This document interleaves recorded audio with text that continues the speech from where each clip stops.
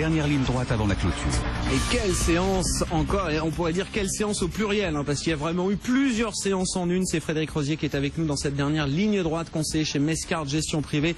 Bonsoir Frédéric, on a quoi là? Oui, plus de 100 points, 130 points d'écart là peut-être aujourd'hui sur le marché. Hein. Je vous confirme, on est fatigué, on vient de prendre 10 ans en une journée. Donc c'est très fatigant, on commence forte baisse, forte hausse, forte baisse.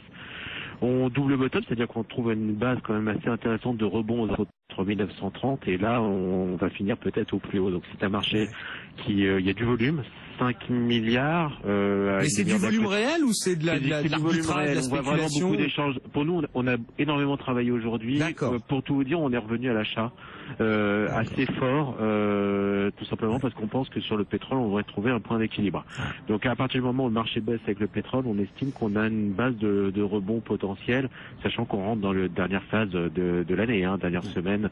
Donc voilà, aujourd'hui on a un message plutôt positif et c'est très intéressant la séance d'aujourd'hui. On n'a pas craqué malgré quand même 2 tentatives d'enfoncer des supports. Bon, ça rappelle un peu peut-être la séance du 16 octobre. On avait eu cette violente chute, ce crack, et puis finalement on était revenu à l'équilibre pour terminer. Ça y ressemble. Donc si on finit bien, ça peut être vraiment, on a validé le mouvement baissier, ça pourrait être vraiment très très positif pour les prochaines séances. Donc à surveiller de près. Bon, on aura peut-être ce petit rallye de Noël alors pour les dernières séances de bourse. Merci beaucoup Frédéric, on vous retrouve au fixing dans une demi-heure pour la fin de séance sur les marchés. On va accueillir nos invités.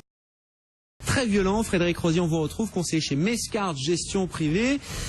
Que d'émotions quand même, c'est vrai que Didier Demester sur ce plateau le rappelait. Pour un mois de décembre, à quelques jours de Noël, c'est inhabituel quand même d'avoir une activité de marché aussi turbulente. Oui, je vous avais annoncé qu'on allait finir au plus haut et je pense qu'on ne sera pas loin du plus haut.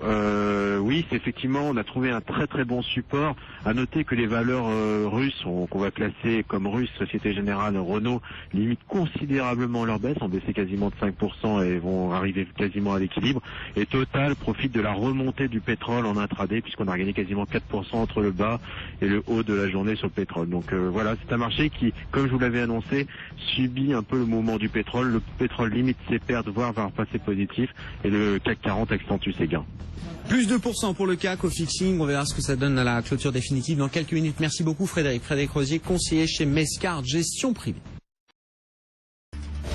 BFM Business, Intégral Bourse, on refait la séance.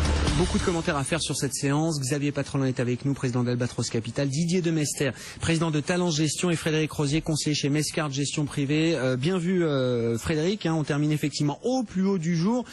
Énormément d'écart au cours de cette séance, 170 points d'écart entre le plus haut et le plus bas. Et les volumes, 7 milliards, on doit être sur une des plus grosses séances de l'année, Frédéric. Là. Tout à fait, mais c'est vraiment une très très très belle journée d'un point de vue technique, s'entend. On a vraiment pas paniqué sur le mouvement de baisse. On a trouvé des bonnes zones de support. Nous on était vraiment focalisé sur le pétrole. On considère que le pétrole est vraiment catalyseur de baisse. C'est l'accélérateur du mouvement baissier et c'est le catalyseur de la reprise. Et on a vu le pétrole se retourner de manière assez considérable, le WTI notamment passer largement positif et ça entraînait tout le marché. On voit que ça se détend. Par exemple, si on regarde la Russie aussi, il y a eu de la détente sur le rouble en intraday. Donc ce mouvement-là, on le pressentait, en tout cas on essayait de trouver un peu le point d'inflexion et on a le sentiment que c'est un point d'inflexion sur le baril. Et on voit par exemple des titres comme Total qui normalement est une valeur qui est peu volatile, faire des mouvements de -2, +2,5, alors quand on connaît le poids total dans l'indice, c'est assez considérable, et beaucoup de valeurs, des valeurs notamment russes, ce que je signalais, c'est-à-dire Société Générale et Renault, passer de -5 à quasi équilibre à -0,52. Donc ça marchait qui donne quand même des bons signes, je vous avouerai, et qui nous a conforté dans notre position plutôt acheteuse pour la fin d'année.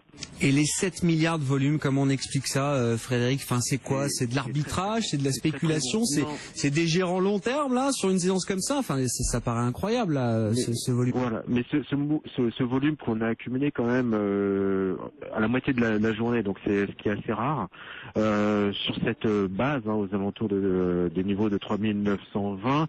Effectivement, je pense qu'il y a eu beaucoup d'achat, de repositionnement pour jouer la fin d'année. Et on a des mouvements qui sont assez importants hein, sur certaines valeurs. Je trouve que vraiment, je répète, hein, c'est un signal extrêmement positif sur les marchés, au moins pour la fin d'année. Donc il ne faut pas minimiser ce phénomène de volume qui est revenu quand même assez fortement sur les 3920 et qui, pour moi, je considère que c'est le point bas qu'on a touché aujourd'hui. Bon, la dernière phase de reprise qu'on a connue, c'était après le sell-off de mi-octobre. Ça nous a ramené à 4400 points. On peut revivre une phase de marché comme ça, Didier Demester. Est-ce que ce que dit Frédéric vous conforte, vous aussi, dans l'analyse que vous faites de cette séance hein? Oui, tout à fait. D'ailleurs, octobre, en 15 jours, on a baissé de 13% et on est remonté très très vite, très très fort.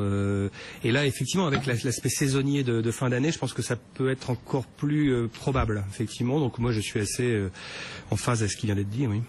Bon, ce qu'il faut dire et peut-être expliquer aussi, Xavier, c'est que ces phases de reprise violentes, elles ont aussi perturbé un certain nombre d'investisseurs qui les ont pas anticipés. Enfin, c'est des mouvements violents à la baisse comme à la hausse, et c'est pour un gérant, c'est pas forcément très facile à gérer, même quand c'est un mouvement de hausse, quoi. Ça peut être compliqué aussi. De toute façon, il y a un retour de la volatilité. Ouais. Et le retour de la volatilité n'est pas un retour de la volatilité de manière abstraite, on le voit au travers même de la séance d'aujourd'hui, et dans un contexte économique qui reste, le moins qu'on puisse dire, très incertain. Donc en général, c'était pas une bonne nouvelle. Maintenant, je comprends bien. On n'est pas sur des pics, on revient pas à des pics de volatilité, de stress de marché. Ça diffuse. Moi, je serais très surpris qu'on ne soit pas rentré, qu'on ne s'installe pas dans une remontée progressive de la volatilité. Tant mieux, tout le monde nous disait, elle était normalement basse, c'est pas le vrai marché, c'est pas la vraie vie du marché. C'est peut-être un actif à jouer, d'ailleurs, en tant que tel, plus que de jouer le support sur lequel les actions ou les taux d'intérêt. Mais voilà, donc maintenant on est sur la deuxième partie. Il vous reste 9 séances. Normalement, ce sont des séances à faible liquidité. Donc là, effectivement, cette séance est très particulière de ce point de vue-là. Mais je suis pas sûr qu'on puisse en tirer une exégèse très profonde en termes de socle de valorisation pour le début de l'année 2015. Le rare souvenir que j'ai de séances de mois de décembre compliquées en termes boursiers, ça n'a jamais été bon sur l'année qui a suivi, jamais. Alors statistiquement c'est pas pertinent puisqu'il doit y avoir un ou deux exemples sur les 20 dernières années, donc c'est des exemples que j'ai en tête, et en général ça se passe pas bien sur l'année qui suit. Donc voilà. D'avoir des turbulences dans un mois qui est censé être un peu calme, quand même le mois de répit sur les marchés. Question des volumes, c'est un mois où, au fond, globalement, que ce soit les investisseurs ou la profession, tout le monde se prépare à une désescalade en termes de position, y compris la spéculation. Là on voit bien qu'il y a une accélération, donc c'est pas uniquement les positions à dénouer au 31, c'est des positions qui étaient apportées sur l'année 2015 qui sont dénouées, et donc ça veut dire qu'il y a quand même quelque part des mouvements de cette ampleur-là me laissent penser qu'il y aura des effets collatéraux que l'on va voir apparaître ultérieurement.